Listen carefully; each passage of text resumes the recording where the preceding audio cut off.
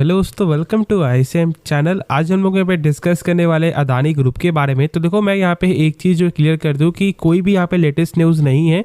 हाँ, आप बस एक चीज़ तो जानते हो कि जो न्यूज़ जो यहाँ पे आपको जो रिफाइनेंस का जो यहाँ पे न्यूज़ जो देखने को मिला था, जो मैंने शेयर किया हुआ, बस यहाँ पे वही एक न्यूज़ है, पुराना न्यूज़। लेकिन फिलहाल जो यहाँ पे आपको गिरावट देखने को मिला है वो यहाँ पे पूरे मार्केट के माहौल में ही था, ठीक है। तो इसलिए कुछ पैनिक होने वाली बात नहीं है। लेकिन जो लोग यहाँ पे ट्रेडिंग पर्पस के रिलेटेड जो जानना चाहते थे कि क्या करना चाहिए क्या नहीं करना चाहिए, तो ऐसे तो यहाँ पे टेक्निकल आप खुद ही चेक करते हो, ठीक है, सही है वो। लेकिन हम लोग यहाँ पे देखेंगे क्या कि जो आपको एफआईएस का जो डाटा जो यहाँ पे निकल के आ रहा है आपको सारे स्टॉक का, उसको हम लोग यहाँ पे कवर करेंगे, ठीक है। तो अंत तक देखना। तो सबसे पहले हम लोग यहाँ पे डिस्कस करते हैं अदानी विलमार के बारे में। और 3% तक का यहाँ पे कमजोरी। देखो, यहाँ पे यही एक ऐसा स्टॉक है जो फिलहाल रिकवर के नाम पे कुछ भी देखने को नहीं मिला है।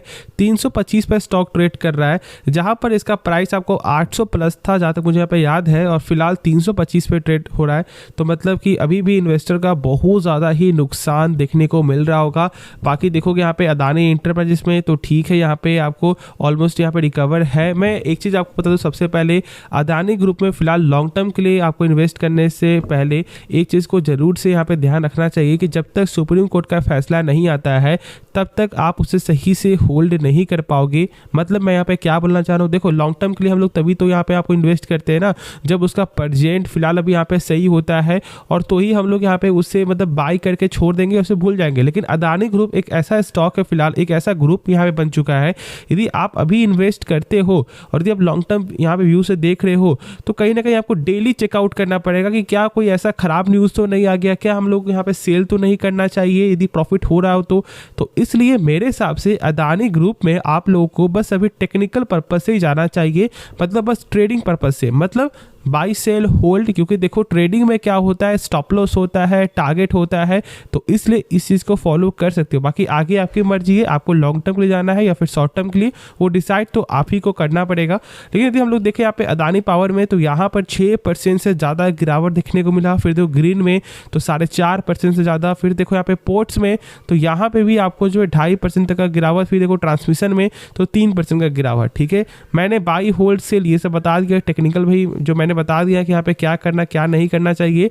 लेकिन जब यहाँ पे हम लोग देखते हैं अदानी इंटरप्राइजेस का शेयर होल्डिंग पैटर्न, तो यहाँ पे क्या दिखाई दे रहा है कि प्रमोटर ने स्टेक अपना बढ़ाया है, और ये आप सही से जानते हो, जो मैंने शेयर भी किया है।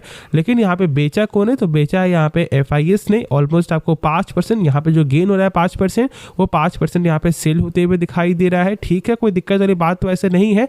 लेकिन भाई, प्रमोटर ने जब अपना स्टेक बढ़ाया तो ये एक अच्छा होता है, जानते हो, गुड साइन होता है। और जो फिलहाल अभी जो यहाँ पे लेटेस्ट न्यूज़ क्या है, जो आपको रिफाइनेंस का, उसमें जानते हो कि 10 ग्लोबल बैंक आपको यहाँ पे जो भरोसा दिखा रही है, और उससे क्या होगा कि शेयर होल्डर को एक भरोसा होगा कि भाई कंपनी सही है, इसलिए यहाँ पे ग्लोबल वाले जो पैसा लगा रहे हैं। तो इसलिए भी यहाँ पे ये सब मोटो हो सकता है मेरे हिसाब से।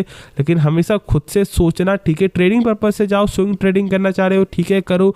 लेकिन लॉन्ग टर्म के लिए आपको थोड़ा सा वेट करना चाहिए, जब तक 30 अक्टूबर तक का फैसला, जो यहाँ पे 30 अक्टूबर जो आपको आने वाला है, जो भी डेट यहाँ पे कंफर्म नहीं है 30 अक्टूबर, मतलब कि शायद ये डेट लगातार एक्सटेंड होते हुए दिखाई दे जाए। जब तक यहाँ पे आपको इलेक्शन नहीं होता है तब तक शायद ऐसा हो सकता है, पॉसिबिलिटी यहाँ पे है, और ये कोई नहीं जानता है कि फैसला आएगा या नहीं आएगा।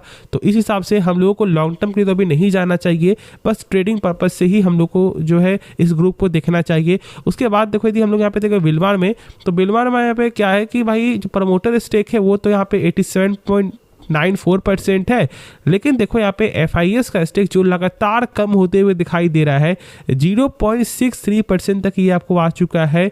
और उसके बाद देखो भाई यहाँ पे पब्लिक स्टेक, तो भाई ये बढ़ रहा है, ठीक है। और ये कॉमन चीज़ होता ही है, जब यहाँ पे कोई बेचता है तो अक्सर यहाँ पे आपको पब्लिक ही स्टेक को बाई करता है, और इसलिए यहाँ पे वही चीज़ देखने को मिल रहा है। लेकिन हाँ, अभी फिलहाल तो यहाँ पे आपको ये बेचेगी नहीं अपना स्टेक, मतलब ओएफएस का। लेकिन यदि आपको पूरा कंक्लूजन यदि सही हो जाता है, मतलब कि यदि यहाँ पे अदानी ग्रुप जीत जाता है, तो फिर जब प्राइस ज़्यादा होगा तो शायद उस समय यहाँ पे आपको अदानी ग्रुप बेच सकती है।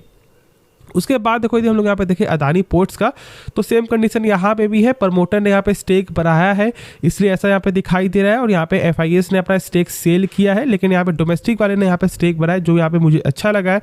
तो मेरे हिसाब से फोकस करके चलो, ठीक है, बस ट्रेडिंग पर्पज से। बाकी लॉन्ग टर्म के हिसाब से कुछ भी यहाँ पे अभी फिलहाल नहीं सोचना चाहिए। बिजनेस पॉइंट से देखोगे एक भी खराबी नहीं है। सारे कंपनी का जो बिजनेस है ना, वो लॉन्ग टर्म का एक ग्रोथेबल कंपनी, एक आपका ग्रोथेबल सेक्टर है मेरे हिसाब से, लेकिन शॉर्ट टर्म के लिए नहीं। तो फिर ये आगे आपकी मर्जी है। मैंने सारा कुछ आपके साथ यहाँ पे शेयर कर दिया, बेसिक चीज़ें मैंने यहाँ पे शेयर किया, ज़्यादा कुछ यहाँ पे बताने के लिए है नहीं, तो इसलिए मैं यहाँ पे ज़्यादा वीडियो को लंबा भी नहीं करूँगा। तो होप आपको ये वीडियो पसंद आया होगा, तो आप इस वीडियो को लाइक कर सकते हो और साथ साथ इस चैनल को भी आप लोग सब्सक्राइब कर सकते हो। तो मिलते हैं नेक्स्ट वीडियो में, तो तब तक के लिए धन्यवाद।